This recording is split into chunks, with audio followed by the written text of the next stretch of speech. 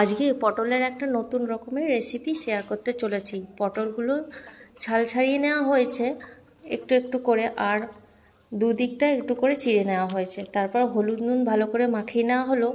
আর এদিকে পেঁয়াজ দুটো নিয়েছি ছোট, আদা খানিকটা, আর টমেটো, কাঁচা লঙ্কা, হলুদ, জিরে গুঁড়ো, ধনে গুঁড়ো, লঙ্কা গুঁড়ো, একটু জল আর এলাচ দিয়ে ভালো করে পেস্ট করে নিয়েছি এই দিকটায়।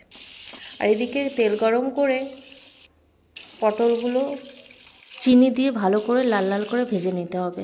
হালকা চিনিটা দেবে, ভালোভাবে হয় লাল লাল করে ভেজে উঠিয়ে নিতে হবে। ওই তেলের মধ্যেই আমি গোটা গরম মশলা একটু থেতো করেছি, এলাচ আর শুকনো লঙ্কা, জিরে, তেজপাতা ফোড়ন দিয়ে আমি বাটা মশলা মানে পেস্ট করাটা দিয়ে দিলাম। এখানে নুন, চিনি দিয়েছি আর জিরে গুঁড়ো, ধনে গুঁড়ো একটু দিলাম। দেওয়ার পর পটলগুলো দিয়ে ভালোভাবে কষিয়ে নিলাম।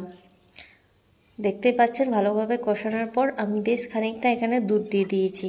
দুধ দিয়ে ভালোভাবে নাড়াঘাটা করে এদিকে 1 চামচ ময়দা দিয়ে জল দিয়ে গুলে দিয়ে দিলাম। এই ময়দা জলটা গুলে নাও দিলেও কোনো অসুবিধা নেই। নামানোর আগে গরম মশলা দিলাম আর ধনে পাতা দিলাম, ব্যাস রেডি টু সার্ভ। আপনারা এভাবে করে খেতে পারেন, বেশ ভালোই লাগবে। ঘি দিতে পারেন।